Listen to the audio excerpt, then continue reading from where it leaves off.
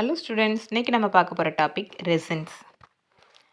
Resins அப்படின்னா என்ன அப்படின்னா, இது வந்து ஒரு solid or semi solid organic substance that are natural or synthetic insoluble in water and capable of being hardened or polymerised. அதாவது என்ன சொல்கிறோம் அப்படின்னா, ரெசின்ஸ்ங்கிறது நம்மளுக்கு ஒரு சாலிடாவோ செமி சாலிடாவோ கிடைக்கக்கூடிய ஒரு ஆர்கானிக் சப்ஸ்டன்ஸ். ஆர்கானிக் அப்படின்னா நேச்சுரல் ப்ராடக்ட்ஸ்லேருந்து கிடைக்கக்கூடிய ஒரு சப்ஸ்டன்ஸ் அப்படின்னு சொல்கிறோம். இந்த சப்ஸ்டன்ஸ் வந்து நேச்சுரலாகவும் இருக்கலாம், இல்லை சிந்தட்டிக்காகவும் நம்ம வந்து ப்ரிப்பேர் பண்ணலாம். இது வந்து எப்படி இருக்கும் அப்படின்னா, வாட்டரில் இன்சால்யூபிளாக இருக்கும். அதுக்கப்புறம் என்னாகும் அப்படின்னா, அது வந்து என்னாகும், பாலிமரைசேஷன் ப்ராசஸில் ஹார்டன் ஆயிரும் அப்படின்னு சொல்கிறோம்.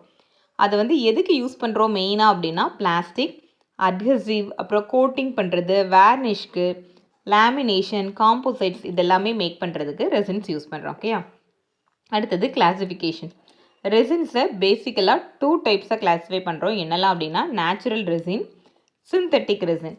நேச்சுரல் ரெசின் அப்படின்னா என்ன அப்படின்னா, நேச்சுரலாக பிளான்ட் இல்லைனா இன்செக்ட்ஸ்லேருந்து கிடச்சிது அப்படின்னா அது வந்து நேச்சுரல் ரெசின். அதுக்கு எக்ஸாம்பிள் வந்து என்ன அப்படின்னா, ரோசின், ஷெல்லாக், அப்புறம் கோபால், அதுக்கப்புறம் ஆம்பர்.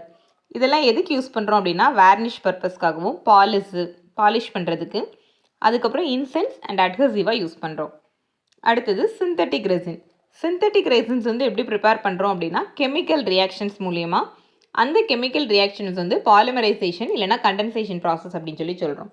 ஃபஸ்ட்டு இந்த சிந்தட்டிக் ரெசினில் இருக்கக்கூடிய ஒரு டைப் என்ன அப்படின்னா, தெர்மோபிளாஸ்டிக் ரெசின்ஸ். தெர்மோபிளாஸ்டிக் ரெசின்ஸ் அப்படின்னா என்ன அப்படின்னா, இது வந்து சாஃப்ட் அண்ட் ஆன். நம்ம ஹீட் பண்ணோம் அப்படின்னா அது சாஃப்ட் ஆயிரும், கூல் பண்ணிங்க அப்படின்னா ஹார்ட் ஆயிரும். அப்போ நம்ம என்ன பண்ணிக்கலாம் அப்படின்னா, நம்மளுக்கு தேவைப்படும் போது ஹீட் பண்ணி அதை வந்து ரீஷேப் பண்ணிக்கலாம். அப்படி பண்ணுறதா இருந்ததுன்னா அது என்ன சொல்கிறோம் அப்படின்னா, தெர்மோபிளாஸ்டிக் ரெசின்ஸ் அப்படின்னு சொல்கிறோம்.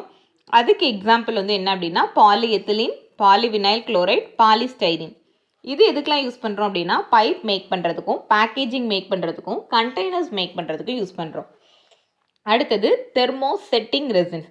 தெர்மோசெட்டிங் ரெசின்ஸ் அப்படின்னா என்ன அப்படின்னா, இது வந்து பெர்மனன்ட் ஹார்டனிங். ஒரு தடவை நம்ம ஹார்டனிங் ப்ராசஸ் பண்ணிட்டோம் அப்படின்னா திரும்ப அதை வந்து ரீஷேப் பண்ண முடியாது.